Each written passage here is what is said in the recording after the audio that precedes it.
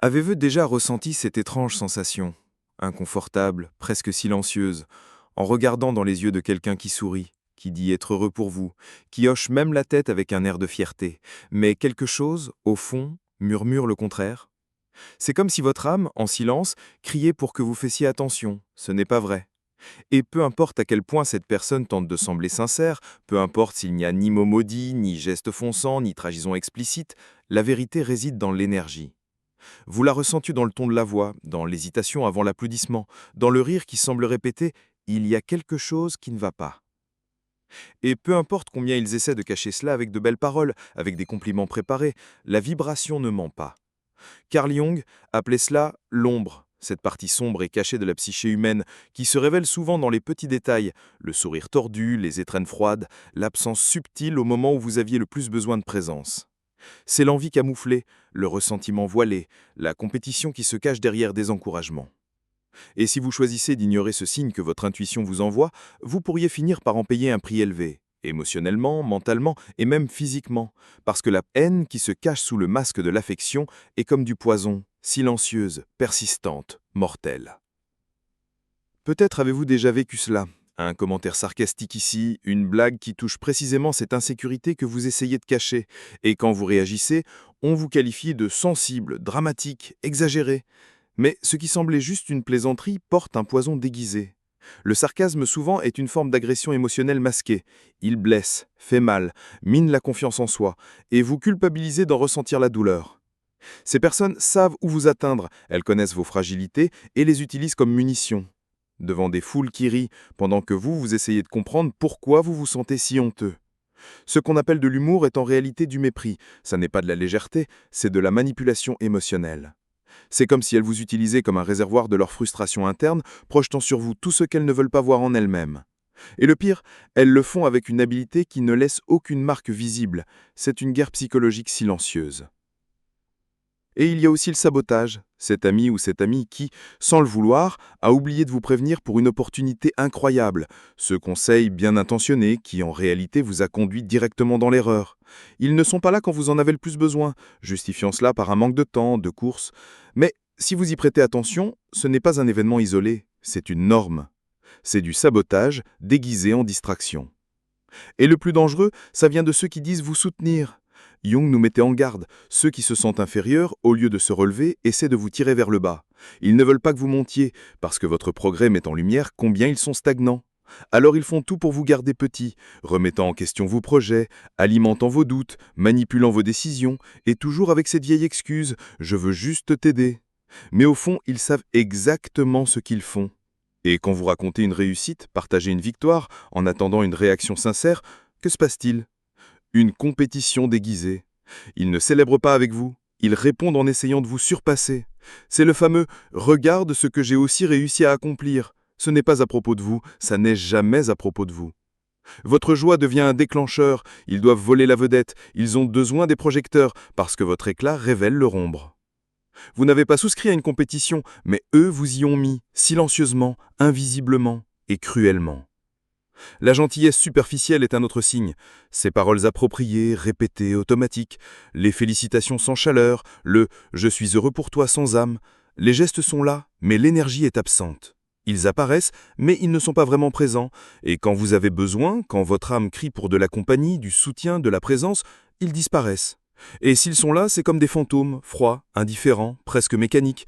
Vous ressentez l'absence, même en leur présence. Et ça n'est pas du drame, c'est de l'intuition. Cette voix ancienne qui murmure « ce n'est pas réel ».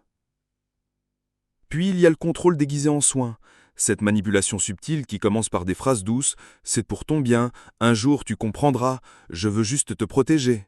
Mais chaque conseil semble vous rabaisser, chaque suggestion mine votre confiance, et soudain vous demandez la permission de vivre votre propre vie.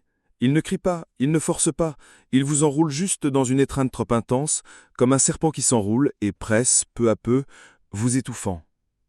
Jung disait que ceux qui ne maîtrisent pas leur propre chaos essaient de contrôler les autres pour se sentir en sécurité. Et c'est vrai. Ces personnes ne veulent pas que vous grandissiez.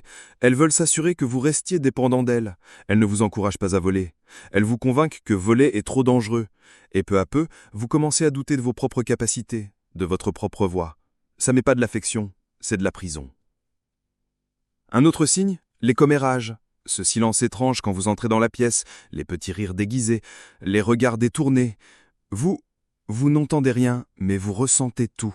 Parce que quelqu'un a planté la méfiance, a déformé vos paroles, a mis en doute vos intentions, et maintenant les gens vous regardent à travers un autre filtre, un filtre que vous n'avez pas créé et qui a fait de la personne qui vous sourit, qui vous serre dans les bras, qui fait semblant de loyauté, un étranger. Les commérages ne concernent pas la vérité, ils concernent le contrôle, la manipulation, la lâcheté. Ils n'ont pas le courage d'affronter, alors ils attaquent dans votre dos. Et le plus douloureux, ils le font parce que votre lumière les dérange, parce que votre authenticité expose leur fausseté. Votre croissance devient une menace, votre courage devient le miroir des lâchetés qu'ils n'ont pas affrontées. Et peut-être que le coup le plus dur viendra quand vous réaliserez que ces personnes, qui étaient là pour vous dans vos pires jours, dans les moments de douleur, de lutte, de chute, ne peuvent pas être là pour vous dans la victoire. Il n'y a pas de joie réelle pour votre succès, il n'y a pas de vibration d'enthousiasme, il y a juste du silence, de l'indifférence. Et ça fait mal. Parce qu'à vos bas moments, c'était facile d'être amis, vous étiez pareil, vous ne les menaciez pas. Mais quand vous commencez à monter, quand vous commencez à fleurir, vous devenez un rappel de ce qu'ils n'ont pas le courage d'être. Mais voici la confirmation finale. Le corps, les mots maudits, mais le corps, lui, ne ment pas. Le sourire qui n'atteint pas les yeux, les étrennes sans chaleur, le regard qui évite vos voyous, les gestes froids, l'énergie déconnectée. Vous parlez de vos réussites et la personne réagit avec une demi-seconde de retard. Ça peut paraître un détail, mais c'en est pas un. Ce sont des micro-signes, des petites trahisons que votre cœur perçoit avant même que l'esprit ne comprenne. Vous vous sentez mal à l'aise, fatigué, vidé. Tout autour de vous semble correct, mais à l'intérieur, quelque chose vous dit « la vérité est ici ». Votre intuition le sait, elle a toujours su, parce que bien avant le langage, le corps entendait, et vous avez été programmé pour survivre, pour percevoir ce qui est réel et ce qui est déguisé. La douleur que vous ressentez près de ces personnes n'est pas une invention, c'est un système interne qui hurle « quelqu'un ici ne vibre pas avec vous, quelqu'un ici est contre vous, en silence ». Et ça, mon ami, ma chère amie, c'est le jour de présence qui nécessite une limite, pas une excuse. Maintenant, la question est, que ferez-vous de cette connaissance ? Vous n'avez pas besoin de vous venger, vous n'avez pas besoin de confronter, mais vous devez protéger votre paix, parce que la paix est un cadeau trop précieux pour être donné à ceux qui ne la valorisent pas. Il est temps d'arrêter d'essayer de conquérir ceux qui sont en compétition avec vous, d'arrêter de projeter la lumière là où il n'y a que de l'ombre. La décision vous appartient. Continuez à être entouré d'applaudissements vides ou à entourer de personnes qui vibrent réellement avec votre victoire. L'amour-propre commence quand l'amour faux prend fin. Et cette choix, c'est à vous seul de le faire. Alors peut-être que vous vous dites maintenant, mais comment poser des limites sans paraître ingratuit, sans devenir froid ou distant ? Et c'est une question légitime, parce que même si nous reconnaissons ces signes, c'est douloureux de s'éloigner. C'est douloureux de couper des liens avec des personnes qui, à un moment donné, ont fait partie de notre histoire, des personnes qui ont tenu notre main dans l'obscurité, même si aujourd'hui elles éteignent notre lumière. Ça fait mal, oui. Mais savez-vous ce qui fait encore plus mal ? Continuez à vous diminuer pour tenir dans les cadres étroits de ceux qui ne supportent pas de vous voir grandir. Continuez à offrir votre cœur à ceux qui l'utilisent simplement comme une carte pour repérer vos points faibles. Ça fait encore plus mal de continuer à vous expliquer, à vous justifier, à vous effacer, juste pour maintenir une connexion qui s'est brisée il y a bien longtemps. Et c'est là que réside le point de bascule. Comprendre que protéger votre paix n'est pas de l'égoïsme, c'est de la sagesse émotionnelle. Ce n'est pas de la cruauté, c'est de la maturité émotionnelle. Lorsque vous choisissez de poser des limites, vous ne dites pas « je ne t'aime plus », vous dites « je m'aime davantage ». Maintenant, vous dites que vous valorisez votre espace, votre énergie, votre équilibre. Vous dites que vous avez appris à écouter votre intuition, que vous en avez assez de porter des fardeaux qui ne sont pas les vôtres, que vous avez trop souffert à essayer de vous faire accepter par ceux qui, en réalité, ne vous ont jamais vraiment vu. Ressentez-vous que ces relations vous drainent, qu'à chaque rencontre, à chaque conversation, vous vous sentez plus vidé que lorsque vous êtes arrivé ? Ce n'est pas une coïncidence. Les personnes qui ne savent pas aimer vraiment, même si elles se déguisent sous des apparences d'affection, aspirent votre lumière pour essayer d'éclairer leur propre obscurité. Et le problème, c'est que plus vous tentez d'allumer les autres, plus vous vous éteignez. Jusqu'à un jour, vous vous regardiez dans le miroir et ne reconnaissiez plus la personne que vous étiez.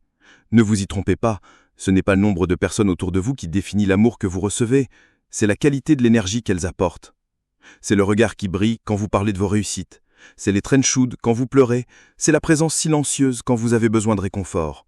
C'est ça le véritable amour. Le reste, c'est du théâtre. Et vous avez passé trop de temps à vivre dans des scénarios mal écrits par des gens qui ne savent que jouer un rôle.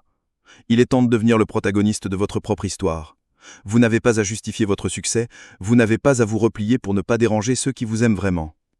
Ne soyez pas en compétition avec vous-même. Ne comparez pas, ne corrigez pas vos rêves avec des critiques déguisées. Ceux qui vous aiment vibrent avec vous. Ils pleurent avec vous. Ils vous soutiennent, même lorsqu'ils sont fatigués, même lorsqu'ils ne comprennent pas pleinement votre chemin. L'amour véritable, c'est la liberté, pas la prison. C'est un élan, pas un frein. C'est un pont, pas un mur. Peut-être vous rappelez-vous maintenant des visages, des noms, des voix qui semblent parfaitement correspondre à tout cela. Des gens que vous avez toujours mis en premier, mais qui ne vous ont jamais mis en premier. Des gens que vous avez défendus avec acharnement, mais qui n'ont jamais élevé la voix pour vous protéger. Des gens qui ne vous cherchaient que lorsque cela leur était utile, soupiraient quand ils avaient besoin de se sentir supérieurs à quelqu'un. Aussi difficile que cela puisse être, reconnaître cela est la première étape vers la liberté. Car tant que vous continuerez à maintenir ces connexions toxiques près de vous, vous fermerez l'espace pour que de nouvelles connexions authentiques se rapprochent. Tant que vous remplissez votre cœur de la peur de perdre ceux qui ne vous ont jamais réellement appartenu, vous empêchez la vie de vous présenter ceux qui marcheront vraiment à vos côtés, main dans la main, sans ombre, sans masque, sans compétition. La vie a une manière sage de réorganiser les choses quand nous disons enfin « ça suffit ». Et ce « ça suffit » n'a pas besoin d'être crié. Il peut être calme, ferme, silencieux. Cela peut être un simple « je mérite mieux ». Et vous méritez mieux, plus d'amour, plus de vérité, plus de présence, plus de paix. Et savez-vous ce qui est encore plus beau dans tout cela? C'est qu'en vous éloignant de ceux qui ne vous veulent pas de bien, vous commencez aussi à attirer ceux qui vibrent à la même fréquence que vous. Votre lumière, lorsqu'elle est dirigée consciemment, devient un phare pour d'autres âmes qui cherchent aussi la vérité. Et petit à petit, vous vous rendez compte que vous n'êtes plus seul. Il existe de véritables amitiés. Il existe des gens qui vous aimeront dans vos chutes comme dans vos ascensions, qui vous embrasseront sans vouloir vous contrôler, qui vous écouteront sans juger, qui vous pousseront sans rivaliser. Mais pour cela, vous devez faire de la place. Vous devez renoncer à ce que vous connaissez, même si cela fait mal. Vous devez avoir confiance que l'univers, ou Dieu, ou la vie, récompense ceux qui ont le courage de se choisir. Et cela, mon ami, est l'un des actes les plus sacrés que vous puissiez faire pour vous-même. Vous choisir, vous prioriser, valoriser votre parcours, même si cela signifie marcher seul pendant un temps. Parce qu'être seul est différent d'être mal accompagné. Et le silence de la solitude est parfois plus guérisseur que le bruit des applaudissements faussement donnés. Donc, si vous êtes aujourd'hui à ce point de bascule, à ce moment où tout semble avoir plus de sens mais aussi plus douloureux, sachez que vous n'êtes pas seul. Beaucoup de personnes sont en train de se réveiller, de réaliser les mêmes choses, de ressentir les mêmes douleurs, de chercher la même libération. Et si vous êtes arrivé ici, c'est parce que votre âme est prête. Prête à vivre avec plus de légèreté, plus de vérité, plus d'amour, sans avoir besoin de mentir, de plaire, de rivaliser ou de se justifier. Fini de tenter de vous adapter là où il n'y a pas de place pour votre éclat. Fini de vouloir conquérir des cœurs fermés. Fini de quémander l'affection de ceux qui ne peuvent même pas s'en offrir à eux-mêmes. Vous méritez des applaudissements sincères. Vous méritez des yeux qui brillent quand ils vous regardent. Vous méritez un amour qui ne se cache pas derrière des phrases toutes faites. Et tout cela commence quand vous dites oui à vous-même. Oui à votre liberté, oui à votre lumière, oui à votre essence. Alors, regardez à l'intérieur et répondez. Êtes-vous prêt à laisser derrière vous ce qui ne fait que vous emprisonner? Êtes-vous prêt à construire un nouveau cycle avec de nouvelles vérités, de nouveaux affects, de nouvelles directions? Parce que si vous l'êtes, sachez ceci. Tout ce dont vous avez besoin est déjà là, à l'intérieur. La force, le courage, l'intuition, tout. Et à partir de là, chaque pas que vous ferez vers votre vérité résonnera comme une guérison dans votre vie. Souvent, nous regardons dans les yeux de quelqu'un et ressentons une inquiétude difficile à nommer. Le corps de cette personne semble être heureux pour nous. Son sourire tente de paraître sincère. Ses mots sortent comme s'ils étaient dans un scénario bien préparé. « Je suis fier de toi, ça va que tu as réussi, tu mérites !» Mais quelque chose en nous se contracte, un nœud dans l'estomac, une piqûre dans la poitrine, une intuition légère mais persistante, comme si quelque chose nous disait « ce n'est pas réel ». Carl Jung appellerait cela « la voix de l'inconscient », une part de notre âme qui porte des siècles de sagesse silencieuse. Il nous enseigne qu'il existe en nous une part, l'ombre, qui garde tout ce que nous avons reprimé, rejeté ou que nous n'avons pas accepté en nous-mêmes. Et ce que peu de gens réalisent, c'est que cette ombre ne vit pas seulement en nous, elle se projette chez les autres. Elle se révèle dans les regards froids, dans les absences déguisées en excuses, dans les applaudissements sans âme, dans les étreintes qui serrent mais qui n'accueillent pas. Jung disait que tout ce qui nous dérange dans les autres a quelque chose à nous apprendre sur nous-mêmes. Mais cela ne veut pas dire que vous êtes le problème. Bien souvent, vous ne faites qu'éveiller chez l'autre tout ce qu'il a reprimé. Votre lumière éclaire les parts d'ombre que cette personne a essayé de cacher toute sa vie. Et quand cela arrive, l'ombre réagit. Mais elle ne crie pas, elle subsure, elle se dissimule. Derrière des éloges, derrière de l'inquiétude, derrière du silence. C'est à ce moment que l'âme s'éveille. Elle commence à percevoir qu'il y a quelque chose de faux, parce que l'inconscient perçoit avant même que la conscience ne comprenne. Quand vous ressentez ce malaise en présence de quelqu'un qui devrait être votre soutien, votre ami, votre base, ne l'ignorez pas. Ce malaise ne vient pas de la méfiance, il vient de la sagesse. Selon Jung, celui qui ne regarde pas son ombre la projette chez les autres. C'est pourquoi il existe des personnes qui ne supportent pas de vous voir fleurir, parce qu'à chaque pas que vous faites vers votre vérité, vous exposez le mensonge dans lequel elles vivent encore. Votre courage devient une menace, votre authenticité un miroir inconfortable, votre bonheur un rappel douloureux que ces personnes sont encore piégées dans leur propre prison émotionnelle. Ces personnes ne vous détestent pas consciemment, elles ne se lèvent pas en pensant à vous faire du mal. Mais leur ombre, cette part cachée, silencieuse, pleine de douleurs non résolues, reconnaît votre lumière comme un risque. Et dans cet affrontement inconscient, apparaissent les critiques déguisées en conseils, le sarcasme plaisant qui blesse, les oublis opportuns, les absences stratégiques, les éloges vides. Jung expliquait que l'envie est la manière dont l'ombre cherche un équilibre. Quand quelqu'un ressent qu'il ne peut pas atteindre ce que vous avez, il tente de miner ce que vous possédez pour ne pas se sentir aussi petit. Il le fait dans le silence, avec une énergie subtile mais corrosive. Parce qu'il ne supporte pas la brillance des autres, puisque cette brillance éclaire ce qui n'est pas réglé à l'intérieur de lui. Mais voici le point le plus libérateur de la philosophie jungienne. L'ombre n'est pas l'ennemi, c'est le chemin. Jung disait « Ce que vous cherchez le plus se trouve là où vous ne voulez pas regarder ». En d'autres termes, les douleurs que vous ressentez aujourd'hui sont des invitations. Les relations toxiques que vous commencez à reconnaître, les présences qui vous font le plus de mal, elles vous montrent quelque chose qui doit être guéri en vous. Peut-être votre besoin d'acceptation, peut-être la peur de l'abandon, peut-être l'habitude de mendier l'amour là où il n'y a ni respect. Et en prenant conscience de cela, vous n'avez pas besoin d'attaquer qui que ce soit, ni de vous éloigner en colère. Vous devez simplement choisir votre chemin avec plus de conscience, plus de vérité, plus d'amour-propre. Parce que selon Jung, toute transformation commence quand vous choisissez de devenir entier. Et cela signifie intégrer la lumière et l'ombre, la vérité et la peur, l'amour et la douleur. Cela signifie arrêter de vouloir être accepté à tout prix et commencer à vivre en harmonie avec ce que votre âme réclame. À partir du moment où vous commencez à marcher dans cette direction, l'espace autour de vous change. Parce que l'ombre des autres cesse de vous troubler. Vous commencez à voir avec clarté ce qui vous faisait mal sans explication. Et cette clarté apporte du pouvoir. Un pouvoir silencieux, calme, ferme, le pouvoir de dire « ça suffit » avec amour, le pouvoir de poser des limites avec légèreté, le pouvoir de vous libérer de liens qui ne font que vous maintenir attaché à la douleur. Jung disait « Ne devenez pas parfait, devenez entier ». Être entier signifie avoir le courage de perdre les applaudissements faux pour gagner la véritable paix. Cela signifie accepter que tout le monde ne comprendra pas votre chemin. Et ce n'est pas grave. Tout le monde ne vous applaudira pas. Et ce n'est pas grave. Parce qu'à la fin, la seule personne qui doit vous reconnaître, c'est vous-même. Vous êtes la seule personne qui marchera avec vous du début à la fin de ce voyage. Alors, choisissez de le faire dans la paix, dans la vérité, dans la lumière. Ne laissez pas la jalousie des autres vous réduire au silence, ni la peur de blesser vous retenir là où vous ne grandissez plus. Chaque douleur qui arrive jusqu'à vous porte un message, et si vous apprenez à l'écouter, elle devient une maîtresse. L'ombre n'a de pouvoir que sur ceux qui refusent de la voir. Mais vous voyez, vous ressentez, et maintenant que vous vous êtes réveillé, il n'est plus possible de retourner dormir. Alors, accueillez cette vérité non pas avec révolte, mais avec gratitude. Parce que, comme le disait Jung, là où se trouve votre peur, se trouve votre prochain pas. Vous n'avez pas besoin d'exposer qui que ce soit, pas besoin de vous battre. Vous avez simplement à vibrer dans votre vérité, et ceux qui ne supporteront pas cela s'éloigneront d'eux-mêmes. Ce qui est ombre tombera, ce qui est lumière restera. Et rappelez-vous, l'ombre n'est dangereuse que lorsqu'elle est ignorée. Lorsqu'elle est accueillie, elle devient un pont, elle devient guérison, et vous devenez entier. Si, à un moment de ce message, vous avez ressenti une pression dans votre cœur, un âme qui s'éveille ou un silence intérieur qui prend un nom, alors peut-être que vous n'écoutez pas seulement avec vos oreilles, mais avec l'inconscient, cette partie plus profonde de nous qui, comme l'enseignait Carl Jung, porte des vérités que l'esprit est encore en train d'apprendre à accepter. Si quelque chose en vous a murmuré « Ceci est pour moi », alors accueillez cela.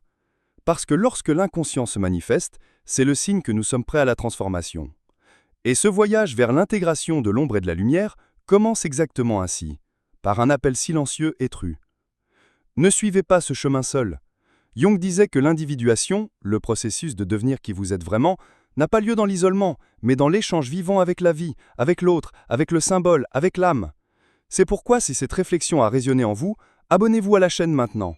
Ici, nous ne cherchons pas la perfection, nous cherchons l'intégrité. Nous marchons ensemble, accueillant les ombres, éveillant la conscience, guérissant les blessures avec vérité et accédant à la prospérité qui naît de l'intérieur. Celle qui commence dans l'esprit et s'étend à toutes les sphères de la vie. Cliquez sur j'aime, non seulement comme un geste de soutien, mais comme une affirmation que ce voyage a de l'importance. Et ici vous connaissez quelqu'un qui essaie de nommer sa propre douleur, quelqu'un qui ressent mais ne comprend pas encore la lumière, partagez cette vidéo, apportez cette réflexion là où elle est nécessaire. Jung disait que tout ce que nous ne confrontons pas dans la conscience revient sous forme de destin. Pourquoi ne pas aider quelqu'un à transformer le destin en choix? Vous pouvez être l'étincelle qui allume une nouvelle conscience dans la vie de quelqu'un. La guérison est collective, le voyage est profond.